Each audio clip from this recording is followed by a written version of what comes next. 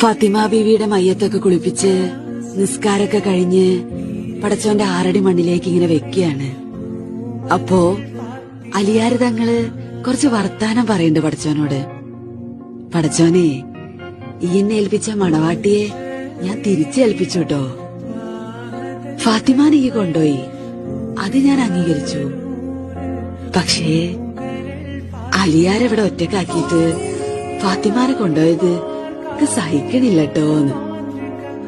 എന്നിട്ട് അലിയാര് തങ്ങള് ഫാത്തിമ ഈ ഇല്ലാത്ത ലോകം എത്ര വേദനയാണ് ഫാത്തിമ.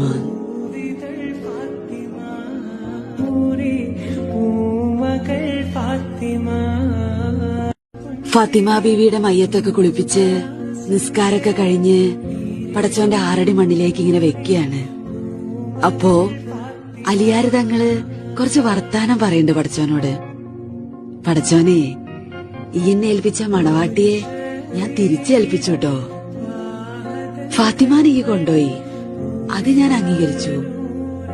പക്ഷേ അലിയാരെവിടെ ഒറ്റക്കാക്കിയിട്ട് ഫാത്തിമാനെ കൊണ്ടുപോയത് സഹിക്കണില്ലട്ടോന്ന്. എന്നിട്ട് അലിയാര് തങ്ങള് ഫാത്തിമ ഈ ഇല്ലാത്ത ലോകം എത്ര വേദനയാണ് ഫാത്തിമ.